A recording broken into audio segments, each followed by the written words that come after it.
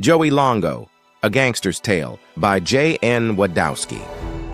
For your full enjoyment, be sure to read, listen, or watch to the end. Chapter 14. Responses. Mr. Longo, the explosion at the Barbacoa restaurant has crossed a line. Jefferson of the Small Business Association first spoke up. Was it the triads? The PBA president asked Joey. We have no proof. The fire department has only done a primary investigation into the cause. It seems it was a gas leak. A gas leak midday in a working kitchen? Jefferson responded. Highly unlikely. Mr. Jefferson is correct. It was not an accident, and I know for a fact it was ordered by Jimmy Chen. Jimmy Chen? President Fairfax seemed surprised. He is one of our greatest donors to our engineering college and to our Chinese studies program. Yes, that Jimmy Chen, Joey confirmed. Sweet Uncle Jimmy is also the leader of the triads for the entire region. He is no mere restaurateur. He makes his money from illegal gambling, fentanyl, prostitution, smuggling in bootleg products, human trafficking, and selling our national and industrial secrets to the Chinese government. Really? She looked at the others at the table. But he donates so much to the university. She defended him. Yes, really. Joey answered as several of the men around the table nodded in agreement. It's called soft power, Joey explained. Most of us know this already, but we have not been able to pin him on anything, the PBA president responded. Anytime we have tried to investigate his operations, we get accused of racism, and the politicians will yank our chain. And that needs to stop. Vandermont forcefully stated, It is why we are here. The Chinese communists, with the triads, have been at war with us for decades. They have been chipping away at our society, our institutions, and our businesses. Worse of all, there are those among us that are working with them. Vandermont frowned as he looked at the empty chairs around the table. Those who have refused not to attend this meeting know where their bread is buttered or share their communist ideology. Many of them actually admire Maoist centralized planning and social engineering, wishing to destroy what has made America the richest, most powerful nation in history. Capitalism and individualism. I am afraid what Thomas is saying is true, Joey added. The table went silent as if a heavy weight had fallen upon them all. What can we do? Asked Mr. Peterson. Future Tech has been the victim more than once of industrial espionage. Their subsidized companies are stealing our IPs and then undercutting our prices. Look at what happened to iRobot, bankrupt. I fear they will not be their last victim. They will not be, if we continue to do nothing. Joey seriously looked at all of them. I fear it is too late. Father Fontana spoke up. Religion has been dangerously eroded already. In China, the Chinese government has been tearing down churches, temples, and arresting the faithful again.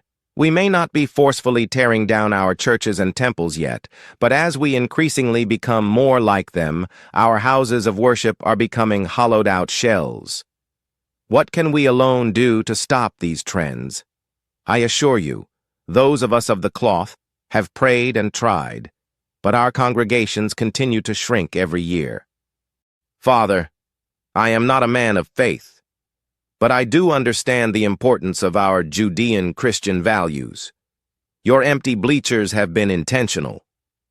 Joey looked to them all at the table. We are up against cultural trends that have been purposely gnawing at our society's foundation like a relentless growing nest of termites. But understand that you are not alone. Joey tried to assure them. This meeting we are having now has been and is happening around many other tables throughout the country. Many men and women like yourselves, with real pull, are working to fight back. They acknowledge the fact we are already in an asymmetrical war with the CCP. We used to be the land of the free and the brave. We have become the insured and the certified. It is time we clean house to reformat and reboot our whole system. Then we can bring the fight to their shores. Sounds a lot easier to say than to actually do. Mr. Remington of New England Arms stated, They have complete control over information in their society. They use our freedoms against us. They immediately squash any hint of opposition or even popular voices in their country. If we play the game like they do, we will lose everything that makes America, America. I agree. Nicole Miller-Lovett of Apex Media Group added, I'm a free speech absolutist, meaning I would defend the ideas of those I disagree with. As am I. Joey responded, but then asked her, Can you yell fire in a crowded theater? Everyone knows that argument. No, because it could lead to people being harmed, she answered. What if there really is a fire in the theater? Joey questioned her. Well, that is different, she replied. How? People still may get harmed in a stampede to get out? Joey argued. The reason you cannot yell fire in a crowded theater when there is no fire is not just because others may be harmed, it is because it's a lie that can cause harm. Agreed, she concurred. The left lies. They rewrite history. They use identity politics to divide us and cause harm. They indoctrinate our children and university students to hate their own culture and their own nation. They are purposely trying to undermine us to cause us to bring on our own downfall. And they do this with lies, half-truths at best, and often not giving the whole story. Are we perfect? No. But compared to what? In the last century, their utopian ideals during peacetime led to over 100 million deaths. I, too, am not willing to give up our American ideals, especially freedom of speech, the university president strongly stated. I am not suggesting we do. We need to act. Yet we can act within the framework of our core principles. I am not asking for us to become them. I, too, realized that would end us just as fast, if not faster. Joey stared down President Fairfax. How? She asked. Yes, how? Many around the table turned to him. Joey leaned in. As I had told Thomas, there are no easy, quick answers. It would be like trying to redirect a supertanker at full speed. We need to first slow down, and each of you, like tugboats working together, need to use your powerful engines to nudge us back on course. If not, we will hit the rocks. The Teamster Union rep responded, looking at the other union reps. We are here as a favor to Rodrigo. We do not really see how this involves us. The other two union heads nodded in agreement. Joey looked at them and laughed slightly. Isn't it funny how labor unions often work to usher in the communist radicals, yet once the party leaders are in power after disarming their citizenship, they dissolve the labor unions? True. Historically, that has been true. Vinnie Russo, head of the Longshoremen Local, admitted. Useful idiots. Carmen of Hospitality and Casinos added, My parents were from Cuba. No more trade unions once the communists got into power. And none in China. Those that do exist, do so in name alone. They are completely controlled by the party and have no power. Strikes are illegal, Joey added. It is your own best interests to not be the useful idiots that many accredit Lenin for saying but did not say in those exact words. What Lenin did say and openly advocated for was exploiting sympathetic foreigners, journalists, academics, and reformers.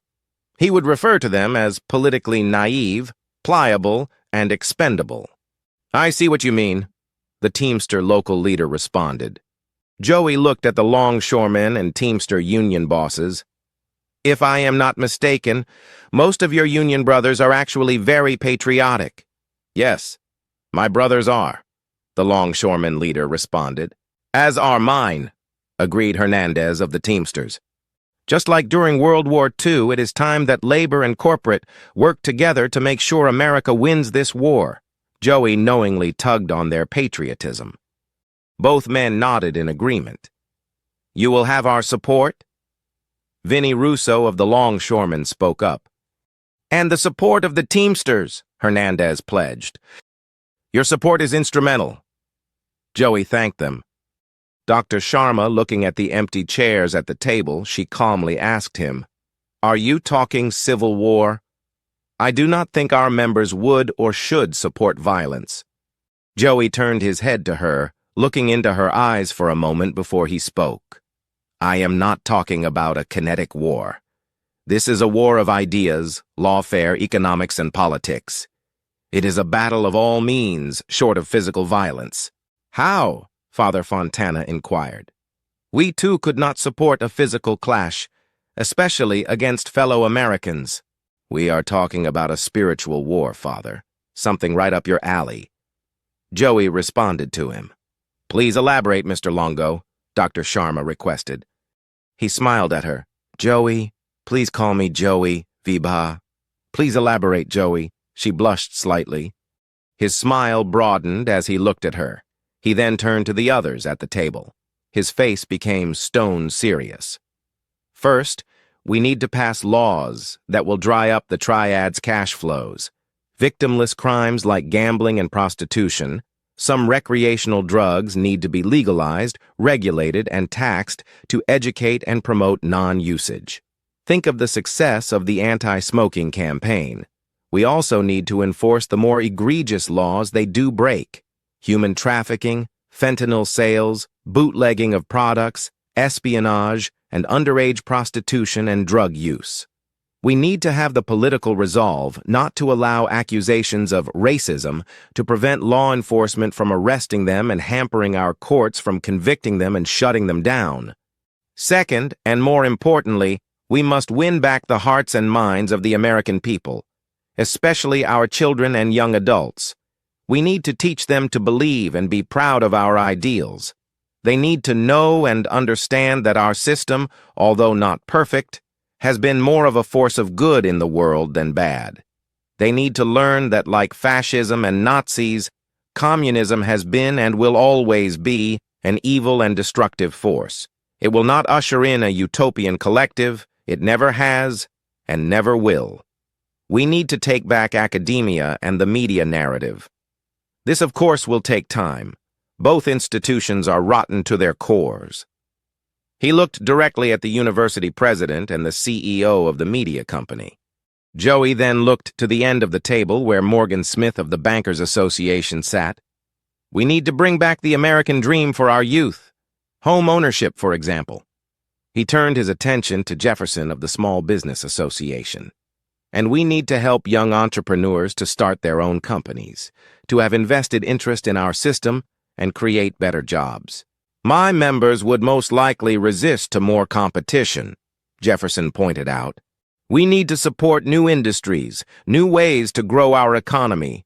More businesses, more paid workers mean more money to purchase the products and services your members offer. A stronger economy is better for everyone. Also, a little old-fashioned competition will make your members more productive and leaner to compete on the world economic stage. I think I can sell that to them, Jefferson responded. Improving our economy and standard of living for as many of our fellow Americans as possible will be our greatest defense, Joey explained to the table. He then turned his attention back to Vibha. I do fear if we are successful, those on the left, feeling their backs up against the wall, will lash out violently. If they do, we must not let it cower us and make us lose our resolve. We will have to fight back physically. I hope it does not lead to that, but I cannot promise it won't. There is nothing more dangerous than a wounded, cornered animal, Remington responded. Joey turned to him. Yes, very much so. They will not quietly just give up if they are losing the narrative and their power. He turned back his attention to Vibha's large brown eyes. I will try my best that it does not lead to violence. I believe you, Joey. She gave him a slight grin. Please continue to Chapter 15, Counterpunch. To support the author, Polisic, share, comment, and subscribe.